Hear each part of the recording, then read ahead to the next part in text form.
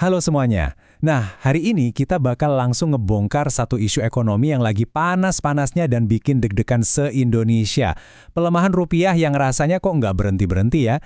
Ini bukan sekedar angka ngebosenin di layar bursa saham loh.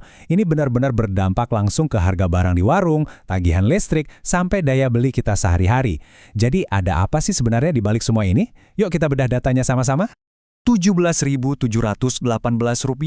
Yap, kalian nggak salah dengar. Itu angka kurs dolar terhadap rupiah yang tercatat hari ini.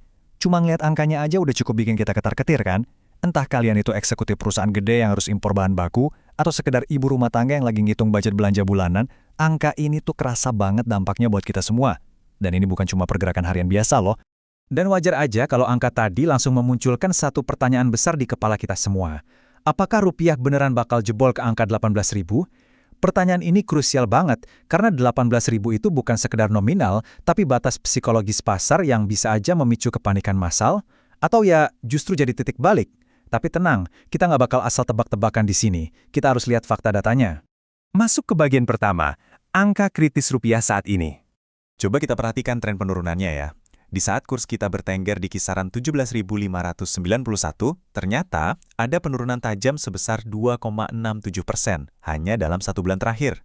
Coba bandingkan dengan penurunan selama setahun penuh yang ada di angka 6,65%. Kelihatan kan? Laju pelemahan ini tuh berakselerasi dengan sangat cepat baru-baru ini. Ini jadi bukti kuat kalau yang lagi kita hadapin sekarang bukan sekedar fluktuasi harian yang normal. Situasinya makin kerasa berat waktu pembukaan perdagangan di hari Senin 18 Mei 2026. Rupiah langsung merosot tajam 61 poin, dan itu cuma dalam satu sesi perdagangan aja loh. Yang paling bikin was-was, ini udah jadi kerugian mingguan ke-7 secara berturut-turut. Bayangin, 7 minggu tanpa henti. Ini jelas-jelas nunjukin tren pelemahan yang super konsisten, dan sampai saat ini belum ada tanda-tanda bakal putar balik. Bagian kedua, 4 faktor utama yang menekan rupiah. Nah, badai yang lagi ngehantam rupiah kita ini sebenarnya adalah kombinasi dari 4 tekanan makroekonomi yang terjadi barengan. Ada dolar Amerika yang lagi perkasa banget, ancaman inflasi gara-gara konflik di Timur Tengah, fundamental ekonomi dalam negeri kita yang lagi melemah, dan ditambah lagi kepercayaan investor yang lagi goyah. Yuk kita kupas satu-satu secara objektif. Kita mulai dari faktor global yang pertama, dan ini ada hubungannya sama politik internasional. Jadi sentimen negatif itu langsung menyebar waktu investor kecewa sama hasil pertemuan antara Presiden Xi Jinping dan Presiden Trump. Karena hasilnya nggak sesuai harapan, pasar jadi panik. Terus reaksinya gimana? Ya investor pada buru-buru mindahin aset mereka ke tempat yang paling aman alias safe haven, apalagi kalau bukan dolar Amerika. Alhasil, mata uang di seluruh kawasan Asia, pastinya termasuk rupiah kita, langsung kena pukul. Faktor kedua juga masih dari luar negeri, tepatnya dari Timur Tengah. Ketegangan geopolitik dan konflik di sana tuh bikin pasar ketakutan setengah mati kalau harga energi global bakal meledak. Gini logikanya, kalau harga minyak naik, inflasi global otomatis bakal ikut meroket.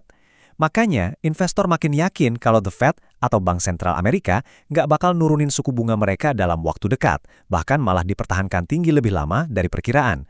Nah, suku bunga Amerika yang tinggi ini bikin dolar makin seksi di mata investor, dan lagi-lagi ini nekan mata uang negara berkembang kayak kita. Sekarang, mari kita lihat ke dalam negeri sebagai faktor ketiga. Sayangnya banget nih, pertahanan dari dalam rumah kita sendiri juga lagi agak rapuh. Rupiah lagi tertekan karena kondisi fundamental domestik. Cadangan devisa kita lagi turun, ditambah lagi ada tekanan fiskal. Nggak cuma itu, pasar juga was-was nungguin data neraca perjalanan kuartal pertama kita yang diprediksi bakal defisit lagi, ngelanjutin tren dari kuartal keempat kemarin gara-gara kekurangan pasokan perdagangan minyak. Jadi istilahnya dari dalam negeri sendiri kita lagi kekurangan amunisi buat nopang rupiah. Masuk ke faktor keempat, ini soal kepercayaan pasar.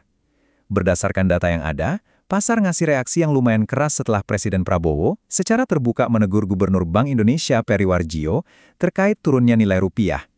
Kita di sini netral ya, nggak masuk ke ranah politiknya, tapi murni dari kacamata data, teguran publik ini ditangkap oleh investor sebagai sinyal kekhawatiran soal koordinasi kebijakan ekonomi di tingkat elit.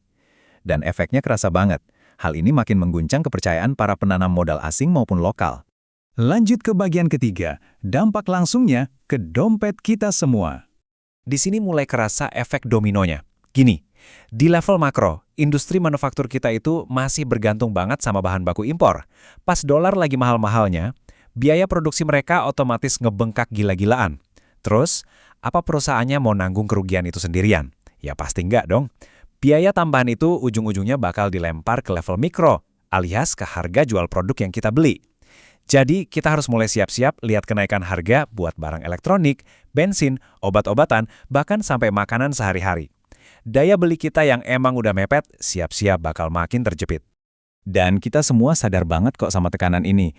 Kalian pasti belakangan ini sering banget lihat lini masa sosmed penuh sama meme tentang dolar yang terbang dan rupiah yang nyungsep kan? Meme-meme viral soal rupiah yang udah nyaris nyentuh angka 18.000 ini bukan sekedar lelucon internet guys. Ini tuh cerminan asli dari rasa cemas publik yang nyata. Orang-orang di luar sana benar-benar kerasa dompetnya makin tipis tiap harinya. Bagian keempat, langkah penyelamatan dari pemerintah. Tentunya pemerintah sama bank sentral nggak tinggal diam ya. Mereka udah punya instrumen buat melawan balik dan udah mulai ambil tindakan. Pendekatannya ini berlapis. Pertama, pemerintah udah meluncurkan dana stabilisasi obligasi untuk nahan pasar utang. Ini penting banget supaya modal asing nggak terus-terusan kabur ke luar negeri. Kedua, Bank Indonesia secara aktif terus melakukan intervensi di pasar valuta asing. Simpelnya, mereka turun tangan ke pasar buat nyimbangin supply dan demand, supaya nilai tukar rupiah nggak makin liar. Dan jurus pamungkasnya berpusat di satu angka krusial ini, 5%. Bank Indonesia diproyeksikan bakal nekat naikin suku bunga acuan mereka dari 4,75% jadi pas 5% di pertemuan kebijakan selanjutnya. Kenapa ini krusial banget? Karena suku bunga yang lebih tinggi itu diharapkan bisa bikin instrumen investasi di Indonesia kembali menggoda buat asing, bisa nahan arus modal yang keluar, dan ujung-ujungnya bisa bikin rupiah anteng lagi. Masuk ke bagian kelima.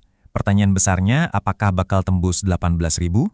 Kalau kita cek proyeksi para analis buat bulan Mei 2026, angkanya emang bikin kita rada nahan napas. Rata-rata perkiraan kursi masih ada di angka 17.677, ya masih di bawah batas psikologis, tapi coba perhatiin proyeksi maksimalnya. Para analis ngelihat skenario terburuknya bisa nyentuh 18.224. Jadi, potensi buat beneran ngejebol angka 18.000 itu ada dan sangat nyata, tergantung gimana faktor global sama kebijakan kita ngerespon situasinya ke depan. Tapi ingat ya teman-teman, angka proyeksi itu bukan kepastian takdir, masih banyak variabel yang bisa mengubah arah angin. Cuma, dari data yang udah kita bongkar hari ini, pesan utamanya jelas. Ini saatnya kita ekstra hati-hati, bukan malah panik buta. Sebagai konsumen, kita harus mulai ngerapihin manajemen keuangan kita. Kurangin deh beli barang-barang impor yang nggak terlalu penting, terus update sama perkembangan ekonomi, dan yang paling utama, belanjalah dengan super bijak. Pada akhirnya, pesannya simple banget. Rupiah kita, tanggung jawab kita bersama. Stabilitas ekonomi itu bukan cuma beban pemerintah atau Bank Indonesia aja, tapi juga bergantung banget sama gimana cara kita ngerespon situasi yang lagi berat ini. Nah, pertanyaannya sekarang buat kalian, seberapa siap sih dompet kalian buat ngadepin skenario terburuk kalau rupiah beneran tembus 18.000? Coba deh, share strategi bertahan hidup kalian di kolom komentar. Tetap waspada, terus melek finansial, dan sampai ketemu lagi di sesi bongkar isu berikutnya.